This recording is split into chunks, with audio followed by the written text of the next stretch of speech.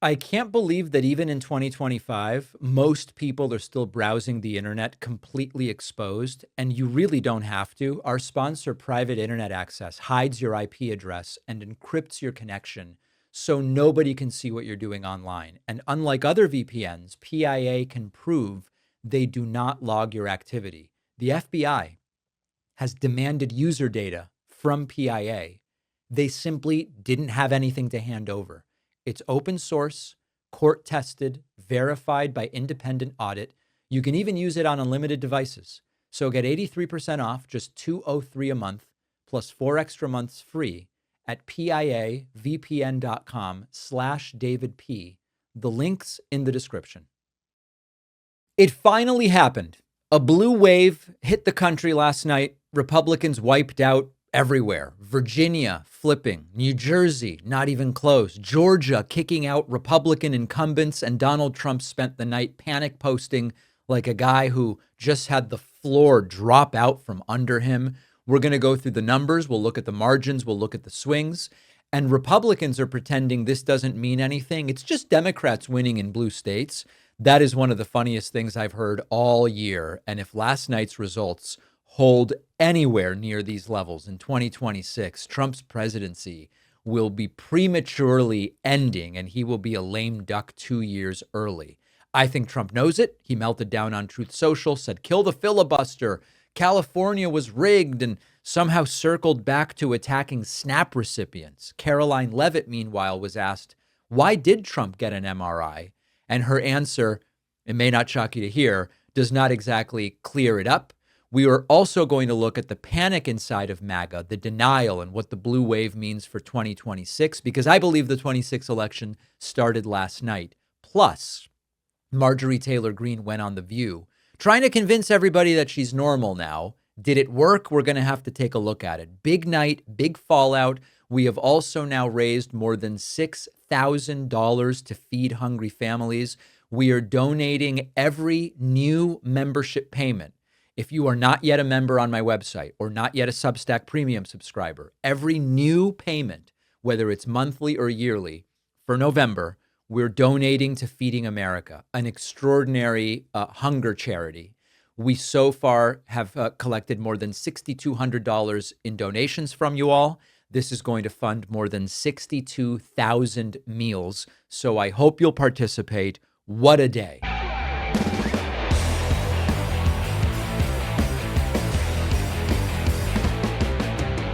Well, Republicans are in shambles as they have lost everything in last night's elections. A dominant blue wave spreading through the country, almost like a cleaning.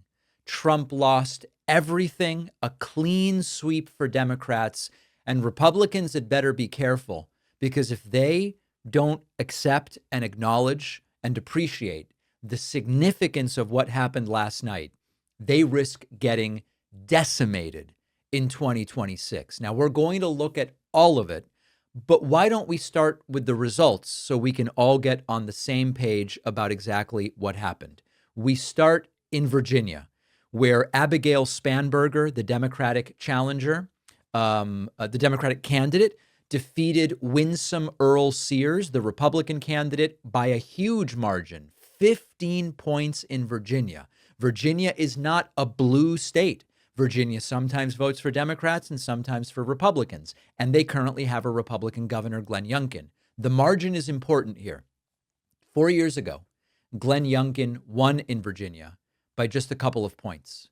And yesterday, Spanberger won by 15. That is a roughly 18-point swing in a state that is pretty purple. It also bears mentioning that the Republican candidate, Winsome Earl Sears, did not appear to be playing with a full deck. I mean, something seemed wrong with her. She seemed to be sort of in crisis. Maybe the analogy or metaphor that works is the wheel is spinning, but the hamster is dead. A very odd woman, certainly, but also had political beliefs that were completely whacked out, and she got absolutely crushed. Also in Virginia, the attorney general race was kind of notable because the incumbent Republican, Jason Miyares, was kicked out by the Democratic candidate, Jay Jones. That's notable because Jay Jones text messages were uncovered in which Jay Jones said that the then House Speaker should be killed along with some Republican children, not language that I would ever endorse or use. And despite that, still won. That's how sick of these Republicans voters are in Virginia, that they chose the guy who said the House Speaker should be killed over the incumbent Republican. We then go to New Jersey, a bluer state, certainly, but the margin here really tells the whole story. Mikey Sherrill, former Democratic Congresswoman, brutalizing Jack Ciattarelli. Ciattarelli actually lost in 2021 to Phil Murphy by a few points, and this time he lost by 13. Yet again, the margin is a lot of the story, and we are seeing large margins here for Democrats and an incredibly important race as well. We then go to New York City, both the most interesting race, but maybe the least consequential nationally, insofar as I think Virginia governor is a much more significant bellwether about the country than New York City mayoral, but a win for the left and a loss for MAGA again. Zohran Mamdani winning not a plurality, but a majority of the vote, 50.6%. Andrew Cuomo coming in second with 41, Curtis Sliwa with 7. Interestingly, there was the belief that Sliwa may be playing spoiler and that if only he got out, Cuomo could win. At least based on last night's vote, that's not true. Even if you gave all of the Sliwa vote to Cuomo, it still wouldn't be enough because Mamdani got over 50%.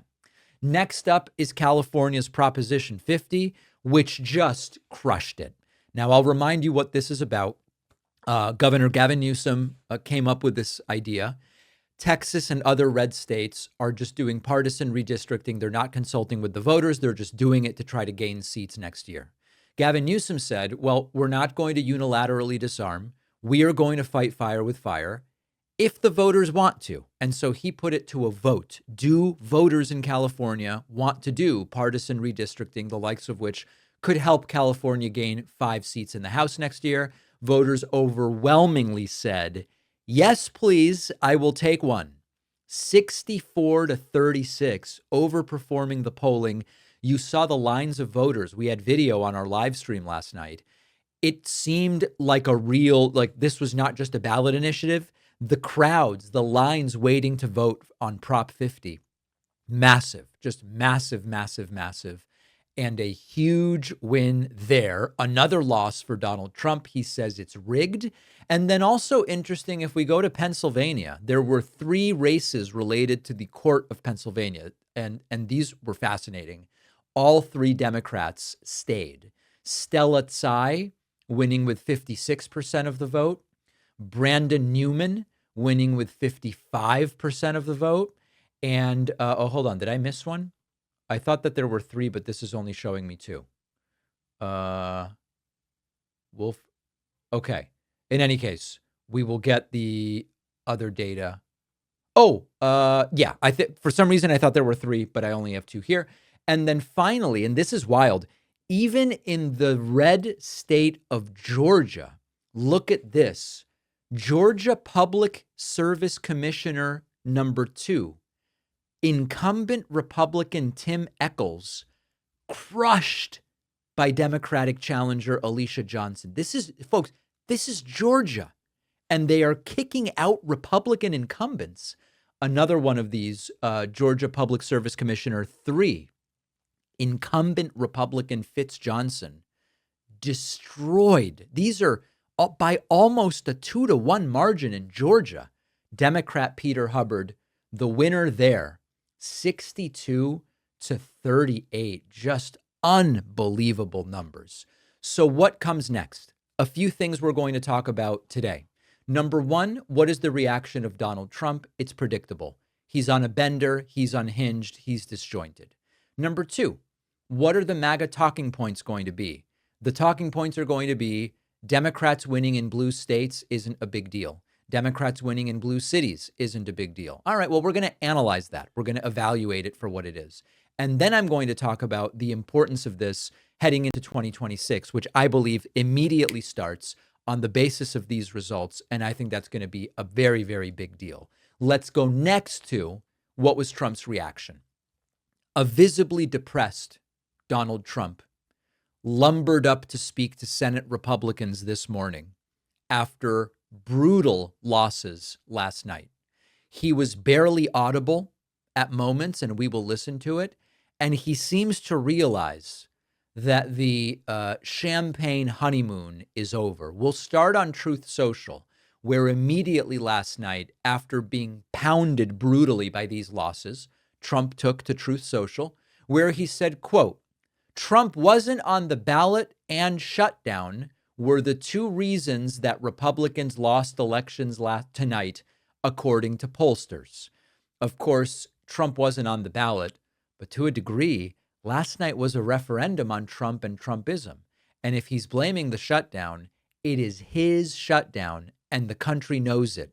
55-45, the country blames Republicans, not Democrats, for the shutdown. Trump continuing, Republicans terminate the filibuster. Get back to passing legislation and voter reform, President DJT.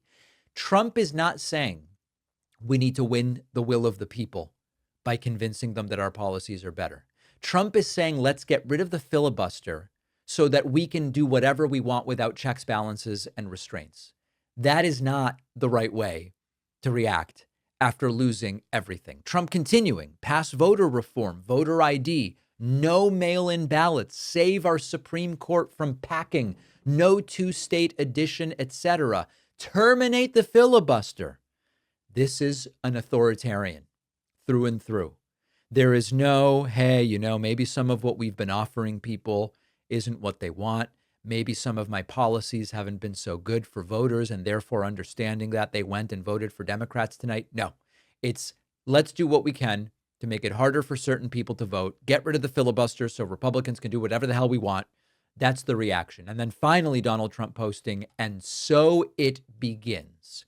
This morning, a barely audible, depressed Trump tried to speak, and he sounds as down as I have heard him in a long time. It's time for Republicans to do what they have to do, and that's terminate the filibuster. It's the only way you can do it. And if you don't terminate the filibuster, you'll be in bad shape. We won't pass any legislation. There'll be no legislation passed for 3.25. We have 3.25 years, so that's a long time.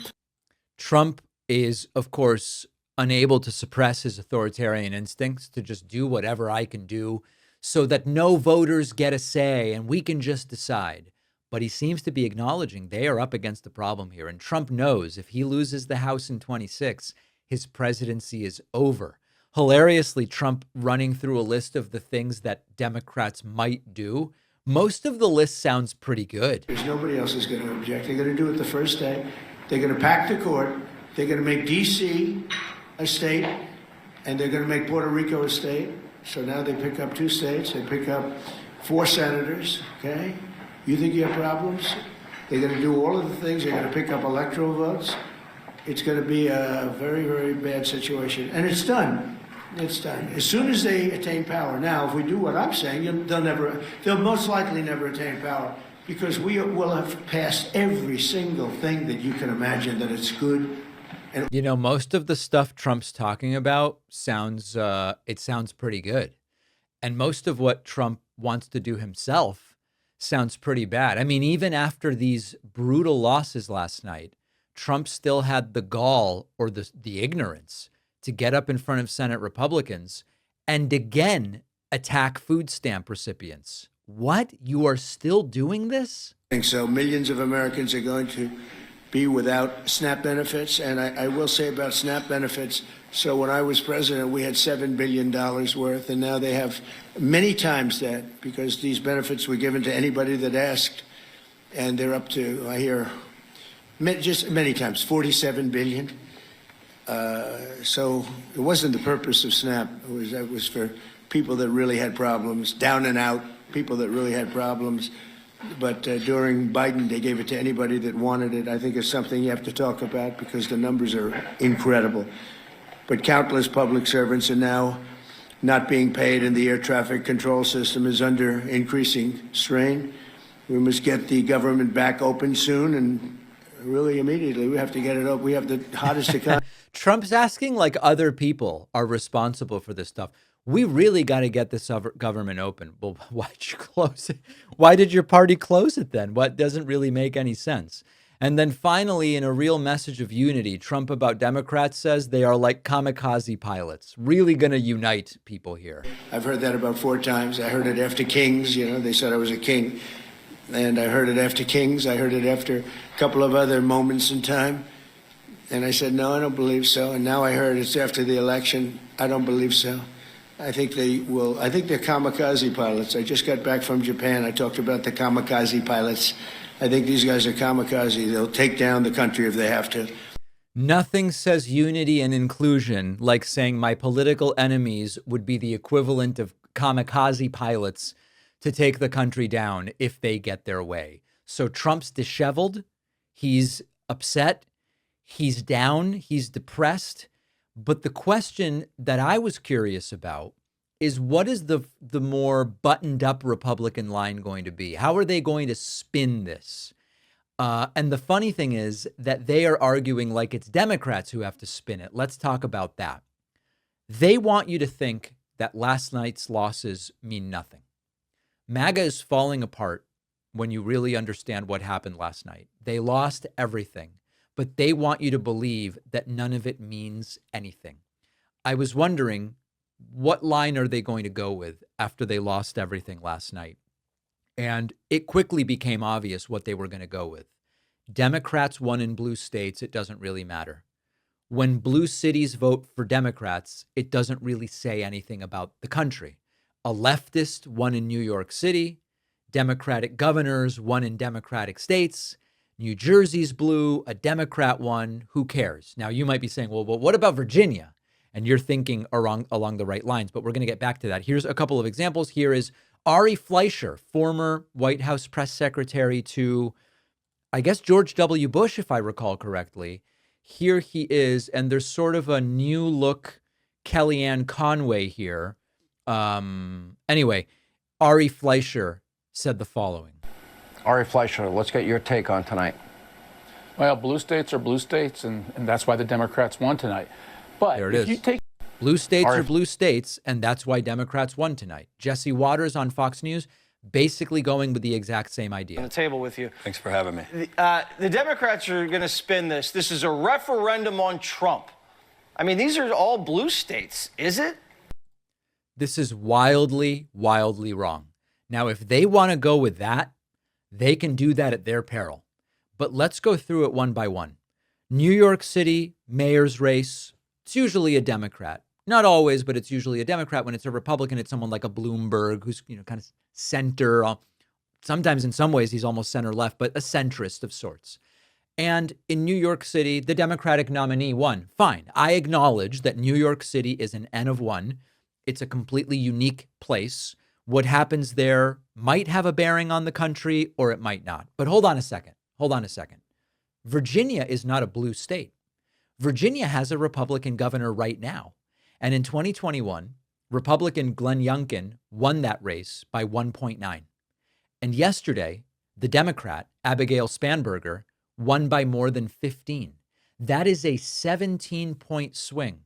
To write that off as Democrats voting in blue states, Republican +2 to Democrat +15, and your takeaway is blue states voting for Democrats, that is a dangerous takeaway. But if that's the takeaway they want, go, but have at it, Haas. Have at it. What about New Jersey? Well, New Jersey is a blue state. That's true. But New Jersey does sometimes vote for Republican governors. They had Chris Christie, for example. But the margin really matters here because 4 years ago in 2021, Phil Murphy, the current governor, won by 3 over Jack Ciattarelli. Same Republican who ran this time. And then last night, Democrat Mikey Sherrill defeated the same Ciattarelli by 13. Think about that. Same state, same opponent, 3-point win 4 years ago, 15-point win this time. Dems voting for Dems in a blue state. Okay, but that margin shift is hugely meaningful. Now, meanwhile, look at Pennsylvania. Pennsylvania is a swing state. They voted to retain their Democratic judges who were on the ballot on that court, by massive, massive margins. That's a state that Trump won in 2024. And then just look at Georgia, not a blue state, where multiple Republican incumbents were kicked out by Democrats. Georgia Public Service Commissioner 2 special election, Alicia Johnson defeated the incumbent Republican. Georgia Public Service Commissioner 3 special election, Democrat Pete Hubbard defeated incumbent Fitz Johnson. So if their takeaway is none of this means anything because it's blue states voting blue, you really are going to do that at your own risk. And I don't think 2026 is going to go well. Republicans seemingly unwilling to acknowledge that Trump does bear some responsibility for their losses. I don't often praise Vivek Ramaswamy. At least he's acknowledging they got their ass handed to them. We got our asses handed to us in New Jersey, right, Virginia, and New York City. Democrats swept all three. There's 2 key lessons for Republicans. Listen carefully. Number 1, our side needs to focus on affordability. Make the American dream affordable. Bring down costs. I thought Trump did do that already, though. Wait. Electric costs, grocery costs, healthcare costs, and housing costs, and lay out how we're going to do it. And number 2, cut out the identity politics. It doesn't suit Republicans. It's not for us. That's the woke left's game, not ours. You know why Vivek? Oh my God, this is so fascinating. Do you know why Vivek now is saying we've got to cut the identity politics? It's because he is now the victim of that. Just weeks ago, Vivek, who is running for governor of Ohio, who's welcome to come back on the show anytime. He's been on twice. He told me I had the viscosity of sanctimony last time he was on. He's welcome anytime. Vivek was hit by the monster he created because at an event, the Turning Point Charlie Kirk disciples said, "You're Hindu. We need Christianity in this country." So all of a sudden, Vivek is getting hit by Republican identity politics. That's why he's saying, oh, we got to get away from it. But at least he's acknowledging that they genuinely did lose. If Republicans want to insist last night was nothing more than Democrats winning in blue states, they're going to get crushed in 2026. Leave a comment, leave a like if you're watching on YouTube. Make sure you hit that subscribe button. 26 is starting now. We're going to talk about that after the break. Many VPNs claim they don't track you. Only one can prove it, and that's our sponsor, Private Internet Access. Private Internet Access is the only VPN with multiple real-world court cases showing that when law enforcement requests user logs, they don't have them because they don't log anything. Their software is open source. Anyone can inspect the code and confirm that. There's transparency that you do not normally see in the VPN industry. You can use one account on unlimited devices, phone, laptop, tablet, even your router. Works with Netflix and YouTube and streaming services worldwide. It is like a secure tunnel between you and the internet that nobody can see into.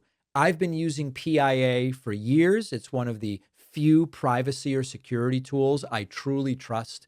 You can get 83% off. That's just $203 a month, plus 4 extra months for free at piavpn.com/DavidP. The link is in the description. When I was preparing for my last trip to Italy, I didn't want to spend weeks and weeks trying to learn Italian with the typical apps where you get, flashcards and games and it doesn't really translate to talking to people. And this is why I turned to our sponsor, Babbel. This is a method that works and it works quickly. And what really stood out to me was just how personalized Babbel feels. The app was instantly adjusted to my level. I wasn't wasting time on things I already knew. And the review system is really good at making sure that things stick. Babbel's lessons come in 10 to 15 minute chunks. I fit that easily into my schedule. I saw the progress. Before I knew it, I was ordering a cappuccino and their version of a croissant. It's a cornetto. Anyway, I was impressing everybody. People loved it. Babbel is not just about memorization. It uses interactive dialogue, spaced repetition, tips that make the learning feel way more natural. And my audience can get up to 55% off at babbel.com/Pakman. The link is in the description. I believe that the 2026 election has officially started, and it is unfortunately likely that recognizing the precarious position in which they find ourselves on the basis of yesterday's Democratic clean sweep, Republicans are going to pull out all the stops to try to win next year, no matter what. What are the stakes? What does all of it mean? That's what I want to talk about today. I believe that last night was really the opening shot of the 2026 midterm elections, and what is on the line must be understood. If Democrats take back the House in 2026, Trump becomes a lame duck president. Everything he wants to do for the last 2 years of his presidency will die in Congress. The agenda is dead.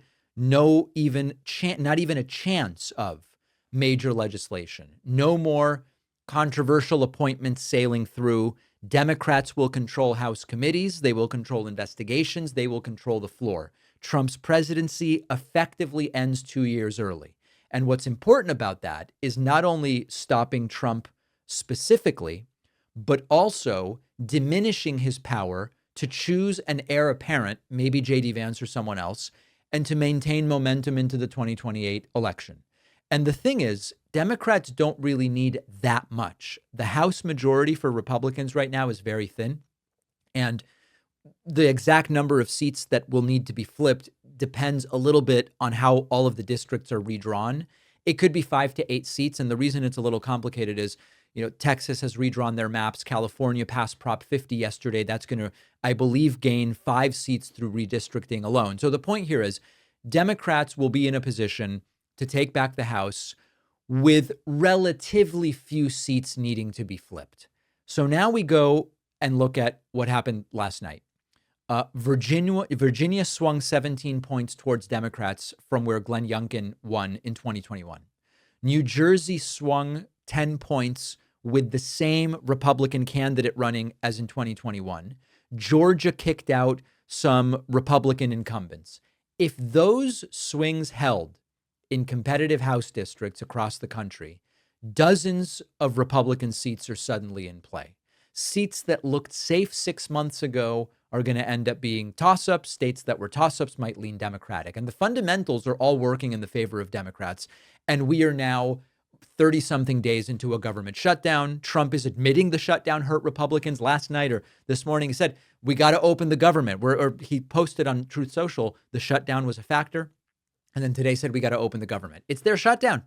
It's their shutdown. Voters are furious about SNAP benefits being cut and federal workers not getting paid and the chaos. And if the shutdown continues, or if there's another one before the 2026 midterms, this is going to be an anchor around the neck of every single one of these Republicans who's running. Now, you add to that Trump's tariffs hurting the economy. You add the enthusiasm we saw in terms of turnout in a lot of these races. There are some real structural advantages for Democrats going into next year. But what we have to be ready for is MAGA will respond to this. They're not just going to accept losing. We've seen Trump calling to terminate the filibuster, demanding voter ID, calling to end mail-in ballots. When they analyze these results and see the momentum that Democrats have, they're going to get even more aggressive about voter suppression. They're not going to get more thoughtful about how can we win the hearts and minds of voters. No, that's what they should do, but they're not. They're going to say, how can we manipulate the voting systems and other procedural tools in order to try to win? So we'll see Republican-controlled state legislatures pass more restrictive voting laws, make it harder to vote by mail, make it harder to register, make it harder to vote early, purge voter rolls, all the stuff that they do, close polling places in Democratic-leaning areas. So they will be ready to make it harder for the coalition that showed up last night to show up again in 2026. They're going to say it's election integrity, it's voter reform, it's all great while they're doing it. Trump's posting about it. He's already said multiple times in the last 48 hours, we got to get voter ID, get rid of mail-in voting, make it harder for people to vote. So Democrats have momentum. Democrats have enthusiasm. Democrats have some fundamental and structural things that are favoring them. But this is going to be a real fight. MAGA is going to throw everything they have at suppressing the vote and making it difficult for Democrats to win, even if that is the will of the average voter. The question is, can Democrats maintain the energy of the last 24 hours for 12 months? Not an easy thing to do. Can Democrats fight back against the voter suppression? Can you actually turn the momentum into House seats in November of 2026? If they can, Trump's presidency is over and the agenda stops. He's powerless for 2 years. He becomes diminished in his ability to pick a successor successfully. And that is why I believe the 2026 election starts right now. I don't remember higher stakes for a midterm election in all the time I have been doing this. And I think both sides know it. And that's why it is going to be a full year of this election. Tell me if you disagree with me, but I think it's already started. Caroline Leavitt did not like being asked, why did Donald Trump get an MRI the other day? Now, her answer makes me think, does she think anybody is going to fall for this? The question, very simply, we were told he got an MRI, but we still don't know why. Why did Trump get an MRI? And her answer leaves a little something to be desired. Why did President Trump get an MRI during his recent visit to Wall Street? Look, as President Trump said, he would inquire with the physicians. I'll check back on that. But as the physical itself stated, Kristen, and as you all know, because you were all witness to it, every single day the president is in optimal physical health. This was a follow-up appointment, and we provided a detailed readout of that physical. I'm happy to give it to you again, and I can inquire further. With all due respect. So I want to go back. Think about each element of what she said here and how deceptive it is. During his recent visit to Wall Street. Look, as President Trump said, he would inquire with the physicians. I'll check back on that. So it's now been weeks and we're still at, you haven't even checked with the doctors? That's really weird, Caroline. But as the physical itself stated, Kristen, and as you all know, because you were all witness to it, every single day the president is in optimal physical health. In fact, he doesn't seem to be in optimal physical health. His ankles are swollen. His right eye is almost completely swollen shut. His hands are bruised. His gait is bizarre. He seems confused. And again, you don't normally get MRIs for no reason. And they still haven't even told us what part of his body was received an MRI. This was a follow-up appointment. And to call it a follow-up appointment doesn't really tell us one way or the other why he got the MRI or what it was looking for. we provided a detailed readout of that physical. The readout that they've provided never said he got an MRI. I'm happy to give it to you again, and I can inquire further. With all due respect, an MRI is a very specific procedure. It's done on a part of the body looking for something specific, so it's not generally part of any kind of routine checkup. And in addition, President Trump has said that he wants to be transparent. He told us to ask the doctors, which we have and have not heard back. Why don't we have more information on this? As I said, I'll check back for you. Yep, it's only been a couple weeks, but she's going to check and then maybe you'll forget about it and then maybe you'll ask about it again several more weeks. The more they do this, the more we should be saying to ourselves, why did Trump get an MRI? Why has it been weeks and they don't go, oh, the MRI was of his back because he's been having back pain and we wanted to see was there any physiological explanation for that? Or the MRI was of his brain, or why do we still not have an answer as to even what part of his body received an MRI? This is a disaster. This is a complete and total disaster. Second question. Trump was, during the 60 Minutes interview, Trump was asked about the pardon of the Binance founder. And Trump said, I don't know him and I don't know anything about it. To which we all said, that's what you said was the situation with Biden's pardons. And you said they should be invalidated when you claimed Biden didn't know who he was pardoning. Now, Trump says, I know nothing about it. And we're supposed to believe that it's fine. Well, here is Caroline Leavitt's explanation for that one. Relationship with this individual.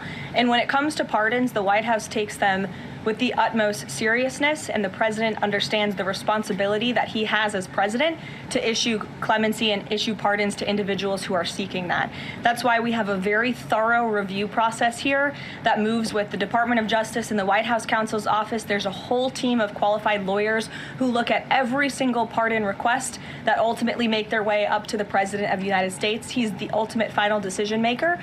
And he was very clear when he came into office that he was most interested in looking at pardoning individuals who were abused and used by the Biden Department of Justice and were over prosecuted by a weaponized DOJ. And the individual you're referring to, that was certainly the case. Even the judge in his case said that the sentencing that the Biden administration was asking for was egregious and went too far. And so the president is correcting that wrong, and he has officially ended the Biden administration's war on the cryptocurrency industry. And I think that's the message he sent with this pardon. So does Trump know the guy or not? because he said he didn't know anything about him. Well, we get to that, and still the answers are pathetic. Question. President Trump said to CBS in the 60 Minutes interview that he did not know the Binance founder, which he pardoned. What exactly did he mean for that? I know it caused. He means he does not know him personally. He means he does not have a personal relationship with this individual. And when it comes to pardons, the White House takes them with the utmost seriousness. So her position now is all Trump meant is I don't personally know the guy. I'm going to play that part of the 60 Minutes interview for you. Do you think what Trump is saying here is I'm completely familiar with the situation, I just don't personally know the guy? Or do you think Trump is saying I know nothing about this? Let's take a look. This year, the president has pardoned or shortened the sentences of more than 1,600 people. The latest pardon was for a cryptocurrency tycoon who is known as CZ. The company CZ founded, Binance, helped boost the profile of the Trump family's crypto firm, World Liberty Financial. He pled guilty in 2023 to violating anti-money laundering laws. Right. The government at the time said that CZ had caused significant harm to U.S. national security, essentially by allowing terrorist groups like Hamas to move millions of dollars around. Why did you pardon him? Okay, are you ready? I don't know who he is. I don't know who he is different than I've never personally met him. I don't know who he is. I know he got a 4-month sentence or something like that, and I heard it was a Biden witch hunt. In 2025, his crypto exchange Binance helped facilitate a $2 billion purchase of World Liberty Financial's stablecoin. And then you pardoned CZ. How do you address the appearance of pay for play? Well, here's the thing. I know nothing about it because I'm too busy doing the other. But he got That is not, I've never met the guy personally. He said, I don't know who he is, and I know nothing about what he did, period. Someone just told him, how about this guy? And Trump said, all right, let's do it. That's the most benign explanation. The darker explanation is Trump knows exactly who he is and knows that Binance lined Trump's pockets, and that's why Trump pardoned the guy. On SNAP benefits, Caroline Leavitt was asked about that, and she says, we are complying with the court's order, except it doesn't seem that they are. On SNAP, I know it's been asked, and I know Leach asked it, but I want to put a fine point on it. You talked about the president's post here, and he wrote that SNAP benefits will only be given to radical left Democrats open up the government. I understand your previous answers, but as written, how would that not violate a court order as it's written? I've now answered this question several times, Gabe. We are complying with the court's order. We are getting the payments out the door as quickly as we can. USDA sent the guidance to the state. The president is referring to future SNAP payments. He does not want to have to keep tapping in to an emergency fund and depleting it. In the case of a catastrophe in this country, he wants to have those funds preserved as they should be. The court has said you got to use that money and pay people's benefits. Trump is trying not to. Caroline Leavitt is lying that they are complying with the court order. And then finally, Caroline Leavitt asked, Trump said Prop 50 in California was rigged. What did he mean by that? What evidence do you have that it was rigged? Sure. Caroline, the president posted on True Social that the voting underway in California is, quote, rigged. What evidence does he have of that, and what does it mean that mail-in ballots in that state are under legal and criminal review? By whom and why? And also, in this vein, does the White House still plan to issue an executive order banning mail-in voting, and what legal authority do you have to do that? The White House is working on an executive order to strengthen our elections in this country and to ensure that there cannot be blatant fraud, as we've seen in California with their universal mail-in voting system. It's absolutely true that there's fraud in California's elections. It's just a fact. It's just a fact that there's fraud. It is just a fact. They have a universal mail-in voting system, which we know is ripe for fraud. And if you want to deny that, I'm happy to provide you all of the evidence for it. I'd be glad to send that to you after this briefing. Rigged. Fraudulent ballots that are being mailed in the names of other people, in the names of illegal aliens who shouldn't be voting in American elections. There's countless examples, and we'd be happy. Remember that so-called illegal aliens can't even register to vote, so it's all lies. Takeaways. We still don't know why Trump got an MRI, and Caroline Leavitt's not going to tell us. Trump is still not complying with the court order on SNAP benefits, and Caroline Leavitt is lying. They're still not providing actual evidence of California's Prop 50 being rigged, and Caroline Leavitt is very willing to lie. The big theme is Caroline Leavitt's willingness to lie. She's less effective now than she was at the beginning because reporters understand almost nothing she says can be believed, and they're actually asking follow-up. Donald Trump has already packed his second-term cabinet with loyalists. He's threatened deportation as political punishment. He's expanded executive authority in ways we have not seen in modern history. These are real changes that are happening right now. And what's even more alarming is that a lot of the media is either glossing over the worst of it or they're reframing it so it all sounds a little more palatable. And that is why I use Ground News. This is a news comparison tool. Doesn't just feed you headlines. It shows you here's how different outlets, left, right, center, are covering the same story. And this is one of the few tools I know of that can really help you detect the political spin, the bias, catch stories that your usual sources might downplay or not cover at all, on everything from immigration policy to economic shifts. If you want to get a bigger picture, a broader picture of what's being reported, Ground News is an invaluable source to keep you informed. And Ground News is offering my audience 40% off their top tier Vantage plan. You'll only pay $5 a month.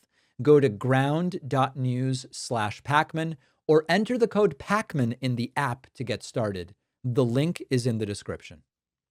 A lot of people think identity theft is something that only happens when someone hacks into your account. But the truth is that it usually starts with your personal information being posted online by data brokers where anybody can find it.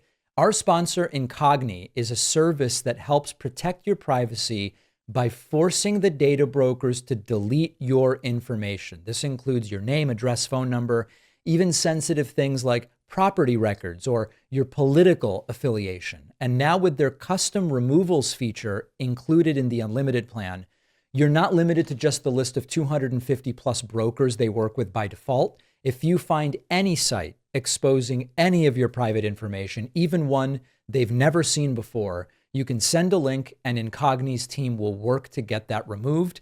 This is serious protection for you and your family against identity theft, against fraud, doxing, harassment, and Incogni's data removal process is the only one independently verified by Deloitte. Get 60% off an annual plan when you visit incogni.com/Pakman and use the code Pakman. The link is in the description. Well, it is really a pleasure to be speaking with Joyce Vance today. Her new book is Giving Up is Unforgivable, a manual for keeping a democracy.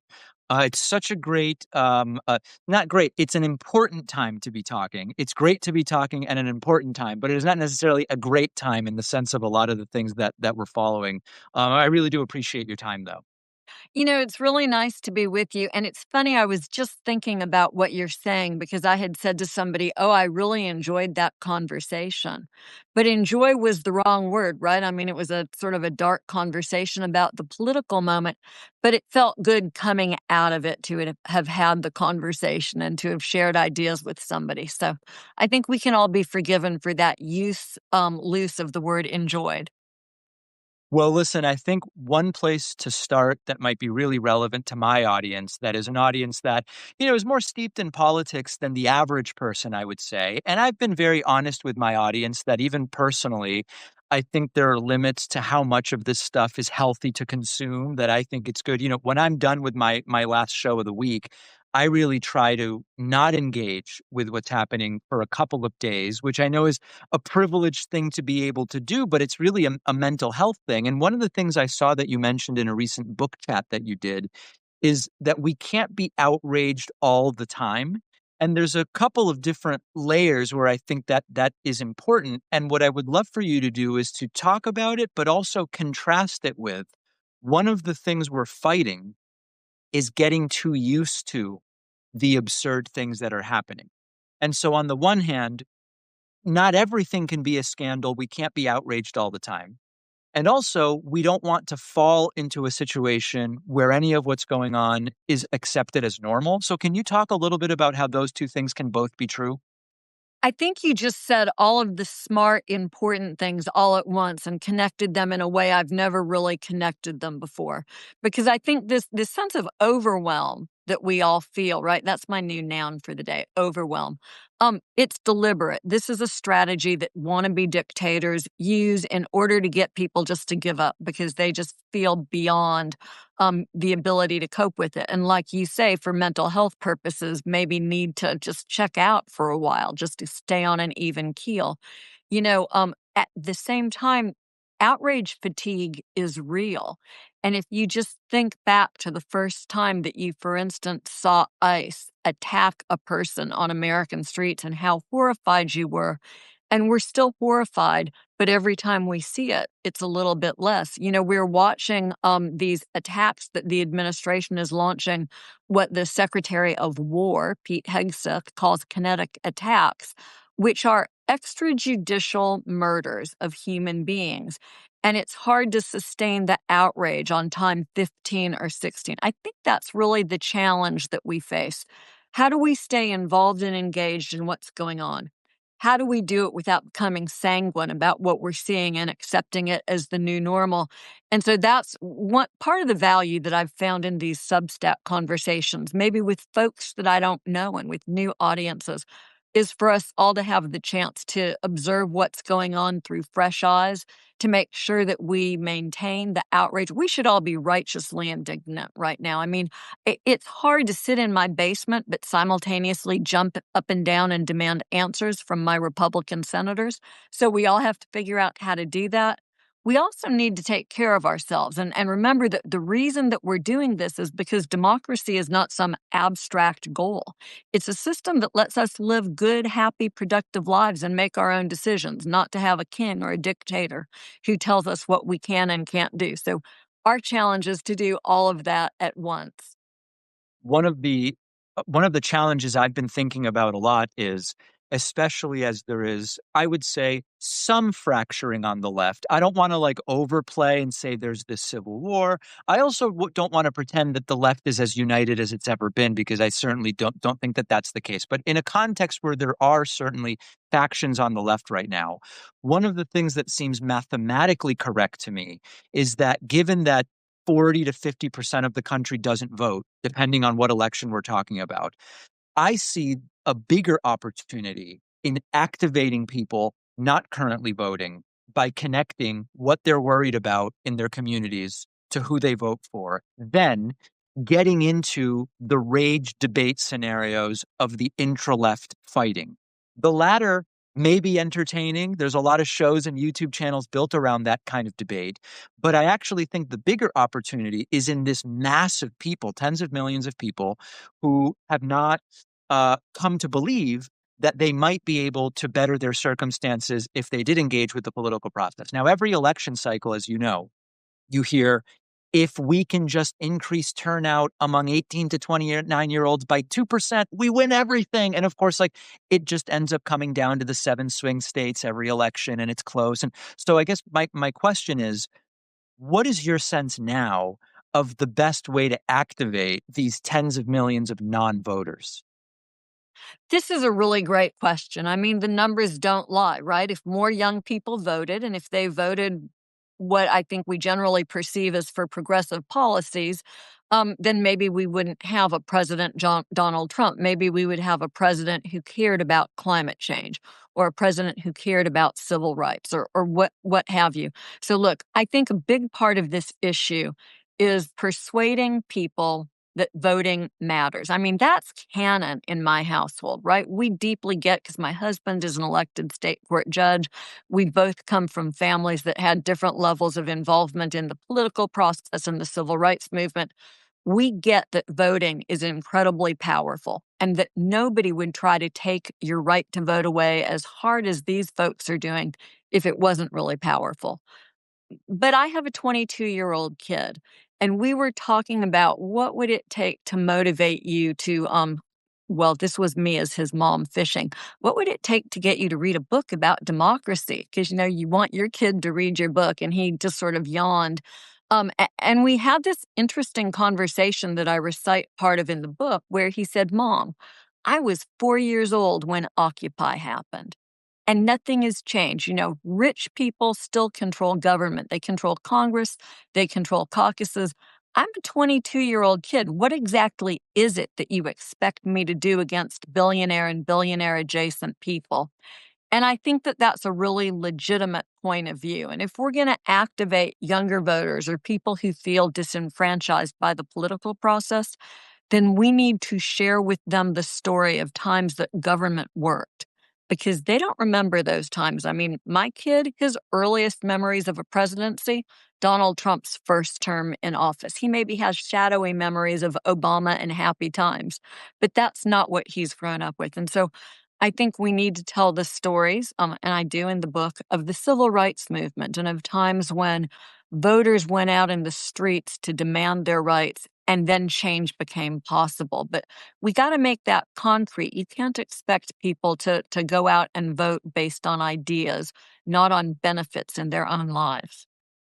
Do you, or to what degree do you also think that kind of understanding the pace of progress historically is relevant? And I'll contextualize what I mean by that. In my book, I had a chapter on basically why I am not an accelerationist. I believe in incrementalism. And the reason I say that is when I look at the three eras of the biggest progressive advancements, which I identified as the progressive era, the New Deal era, the civil rights era. At the time, it sort of seemed slow.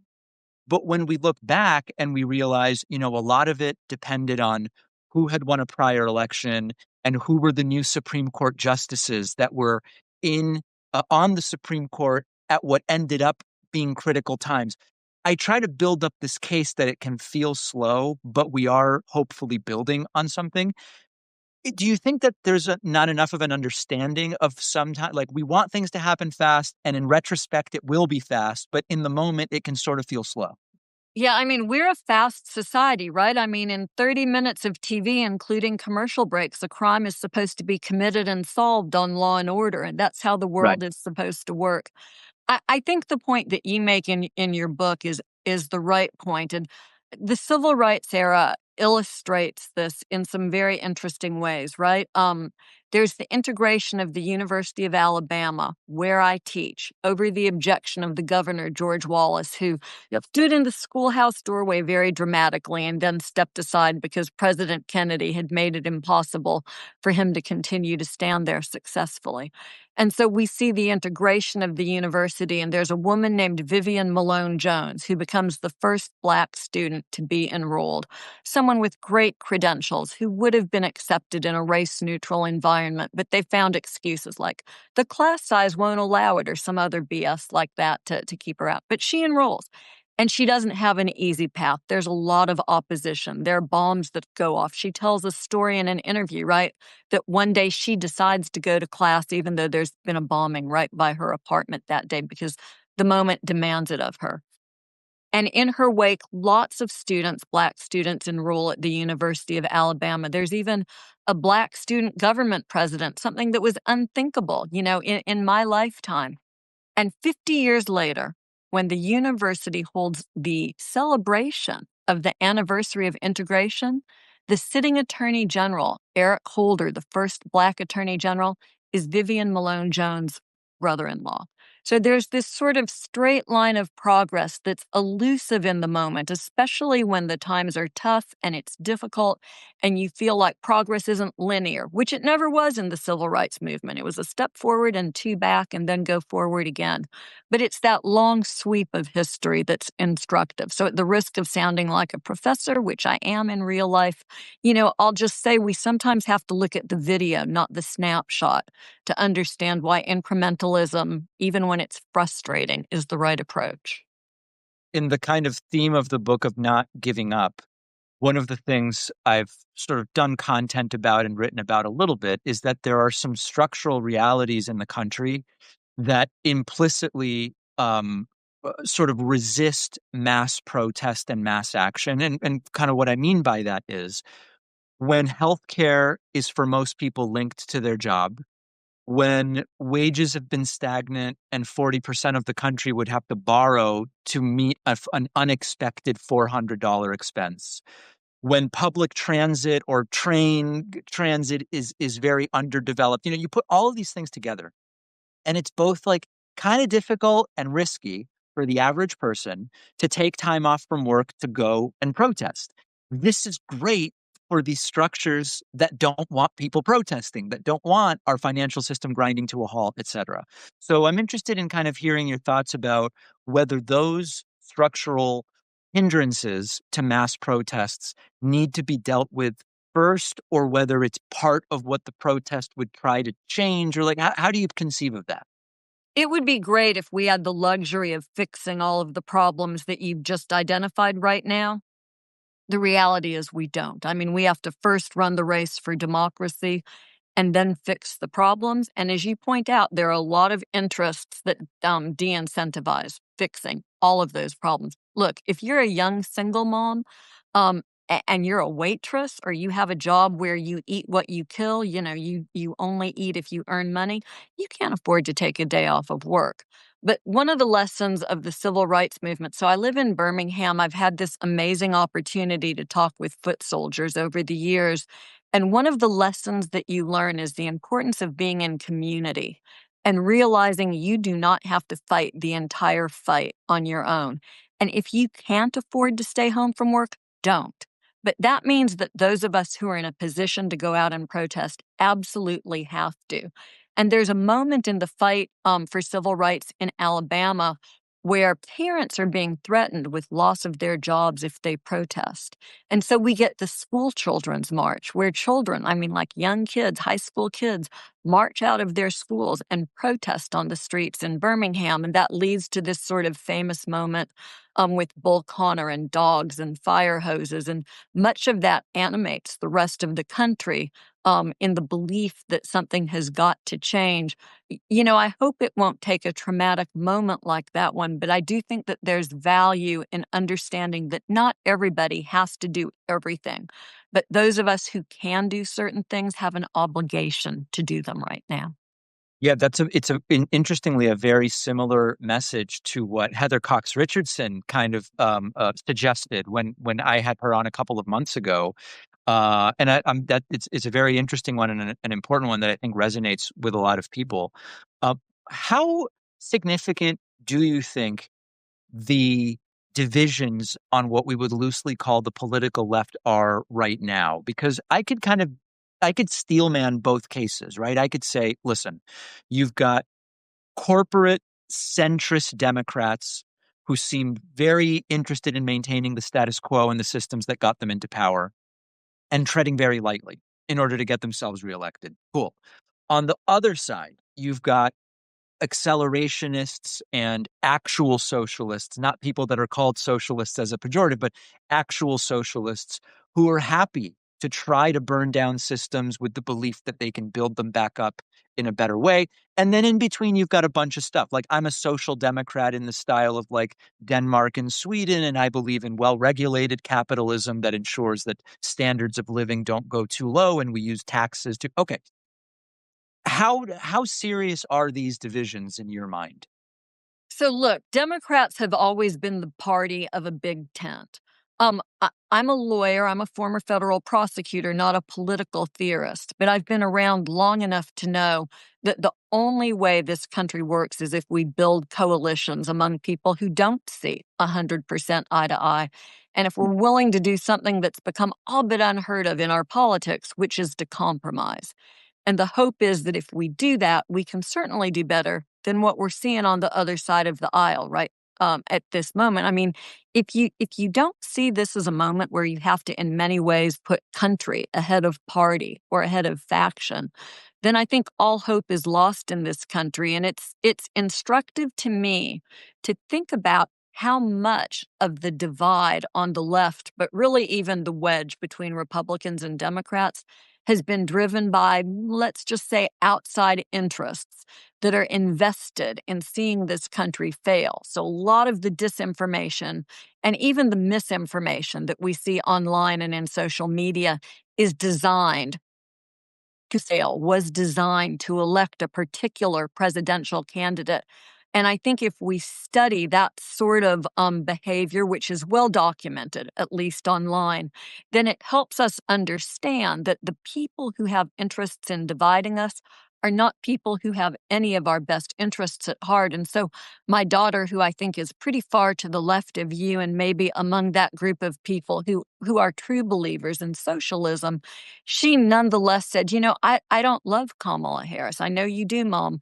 I'm going to vote for her because I think she's the best choice. And it's a binary choice, right? It's not my perfect world versus what's on the other side. And so we do need to, I think, quell enough of the divide to address that. But at the same time, it's not enough for people who have been in power for a long time to continue to ride on that, to coast on that, and to refuse to have conversations with people who see things differently. And a lot of the time when we all sit down at the table and discuss ideas, our ideas evolve and they're better and they're stronger. Socialism on the model in the Scandinavian countries where people have great educations and get good health care and have good quality of life, there's no reason we shouldn't be exploring what we can import from that into our system. And in an area that I work in that's near and dear to my heart, which is prison reform. We can absolutely learn from other countries. And it's ridiculous that we insist on having prisons where the model is house people, warehouse people like animals, and then send 98% out of them back into the community and expect good results. So I would say, let's get through the moment that we're in, but let's not forget that on the other side of it, there's a responsibility for people to listen to other people and to really fulfill the sort of, the big tent moniker instead of just paying lip service to it. Sorry, I know Very, that very sort of well said. rambled, but I think it's a No, complicated issue. it's complicated. No, but that I think is very well said and really lays out the stakes very, very accurately. The book is Giving Up is Unforgivable, a manual for keeping a democracy. And we've been speaking with the book's author, Joyce Vance. Get the book, subscribe to Joyce's Substack. If you're one of Joyce's viewers, I'd be flattered if you subscribe to my Substack. And I so appreciate your time, and I hope to do it again. This has been great. Let's do it anytime you want to. I mean, I think this is exactly the kind of conversation we should all be having right now. Thank you so much. We'll talk to you soon. Thank you. Bye.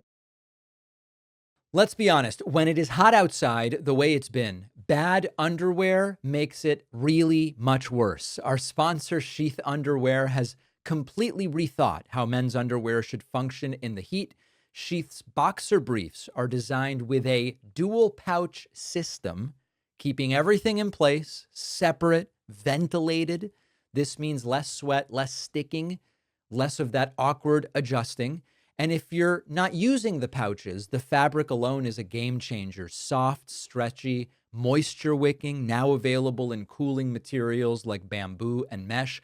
I wear these at the gym during long work days, especially when I know it's going to be hot outside. It just keeps you dry and comfortable.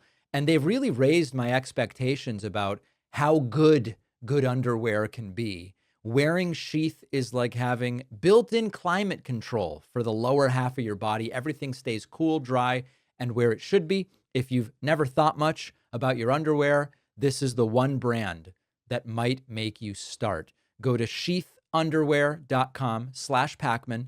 Use the code Pakman for 20% off. The link is in the description.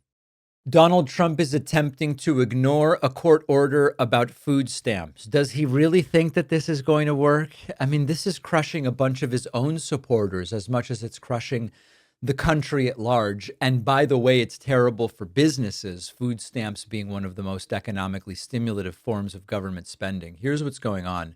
A court has said, you've got to spend the $6 billion you have in reserve to give people food stamp benefits. And the Trump administration doesn't want to do it. As we're going to air right now, as I'm recording this, there is the claim that half of benefits are going to go out eventually, I guess. But in the midst of this, Donald Trump posts to Truth Social, quote, SNAP benefits, which increased by billions and billions of dollars manyfold during crooked Joe Biden's disastrous term in office, due to the fact that they were haphazardly handed to anyone for the asking, as opposed to just those in need, which is the purpose of SNAP, will be given only when the radical left Democrats open up government, which they can easily do, and not before. Thank you for your attention to this matter, President Donald J. Trump. One of the greatest inaccuracies about food stamps is that there are people hanging out, living large on food stamp benefits who don't really deserve them. And the truth is, we're talking about a couple $100 a month. Now, a couple $100 a month is not going to make an already wealthy person wealthier. And so the idea that people who don't really need the food stamps at all are just collecting the money and getting rich, that's not going to happen. But for people who do need food stamps, that $200 actually is the difference between I can eat or I can't. It's the difference between I have to go into debt to afford my groceries by putting them on a credit card and paying interest next month and more interest the following month and on and on. Or I can go and get my groceries and use food stamps to pay for them. And the idea that there are just that there is largesse because of people who don't deserve or really need the food stamps getting them, it is an absolutely pathetic and ridiculous idea. Politically, this does seem quite risky because there's a lot of Republicans who depend on food stamps as well. Now, Trump is trying to sort of say, yes, you're not going to have the food stamps, but it's because of Democrats that you're not going to have the food stamps. I don't think people are falling for it. The polling certainly doesn't show that with regard to who's responsible for the government shutdown. And this seems like another one of these extraordinarily short-sighted measures. Now, I would expect, because Trump loves to try to take credit for partially solving problems he created, my guess is that at some point, some food stamp benefits will go out and Trump will take credit.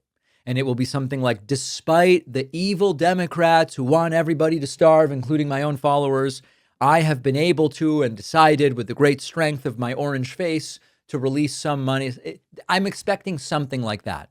And of course, we have to remember this is a problem he created. And by the way, even with the government shut down, there's no reason the $6 billion can't be used. Trump goes, oh, well, once the government is open, the government being closed is your fault. But even with it being closed, you've got $6 billion for food stamps for exactly these sorts of situations. Now, again, I want to mention, many of you are still writing in. David, I want to help on this food issue. The audience is the most powerful part of the show. And what we are doing for all of November, and I'm going to have an update for you on the success, for every new website membership and new paid Substack subscription this month, we are donating the entire first payment to Feeding America. I have an update. We now have, it's November 5th. We started this on November 3rd. We have 172 new memberships. $6,792 will now be donated to Feeding America. Feeding America funds 10 meals with every dollar. The way they do this is by making deals with grocery stores and others with food that is normally gotten rid of, and then also buying food in bulk. They can support 10 meals with every dollar. The $6,700 that you all have raised, which we will be donating, funds 67,000 meals. We're only on day 3 of this thing. So I hope that you will join. We've chosen Feeding America because 98% of donations go directly to feeding people.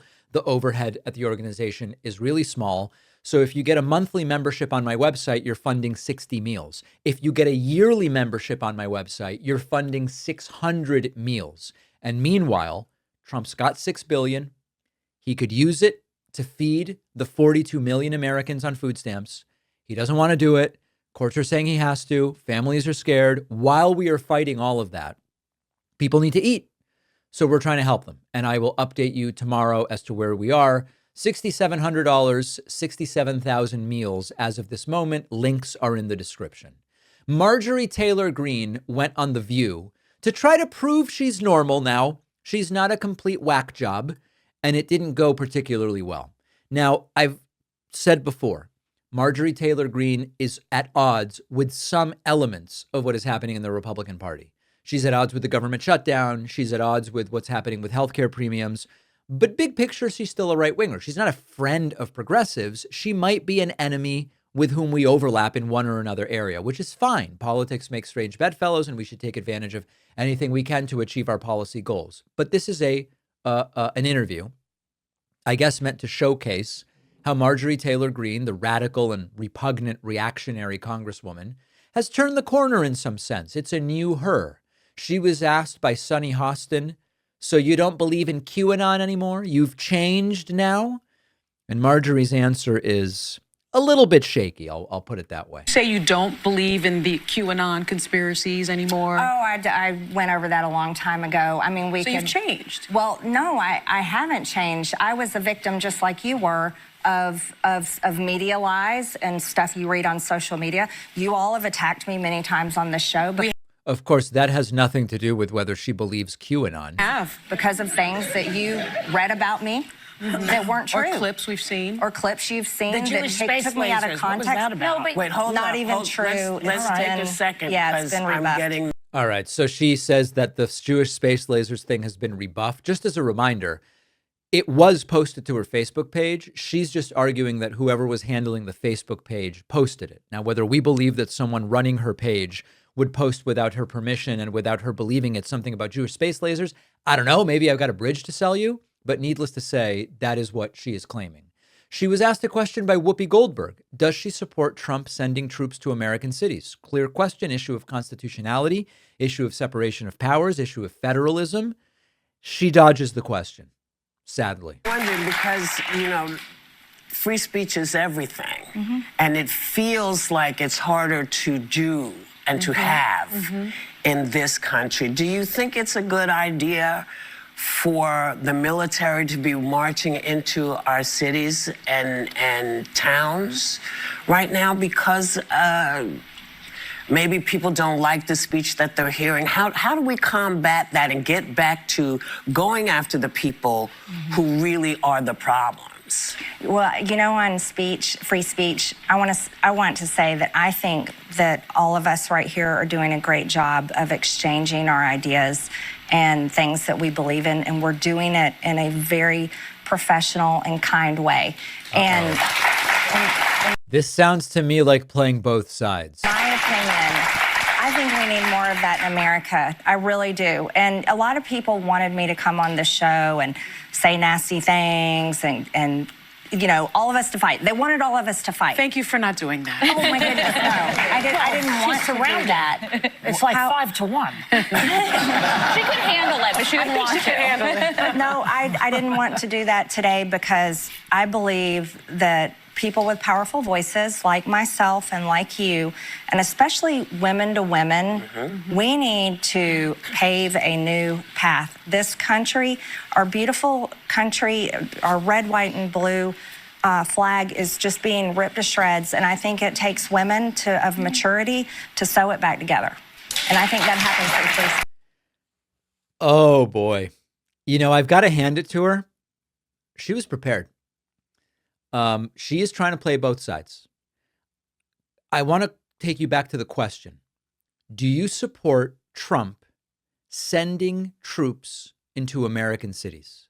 And she does this kumbaya as women, speaking as women, which is not the way that Marjorie Taylor Greene normally talks, because she knows her audience. And this is a PR effort. Marjorie Taylor Greene, having been pseudo-shunned by Donald Trump and bits and pieces of MAGA, is looking to climb the social ladder.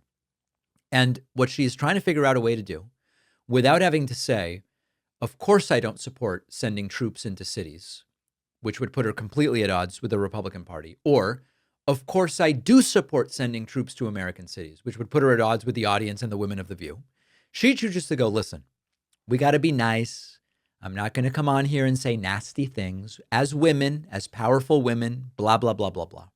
She's trying to play both sides. This is a PR campaign. I am now more convinced than ever. It doesn't mean that there aren't some nominal disagreements between Marjorie Taylor Greene and MAGA on the fringes, but she is trying to play both sides.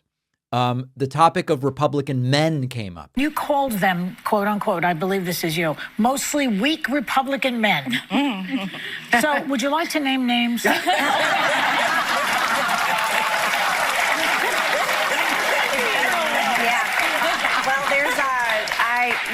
I think understanding there's a lot of paid social media influencers. And I found it very interesting that they were the MAGA accounts, but they're all paid, and they all attacked me when I announced I was coming to join you ladies on The View. And I think that's very weak and pathetic. But when I talk about weak Republican men, I'm pretty much talking oftentimes about the leadership in the House and the Senate, and they're not getting our agenda done.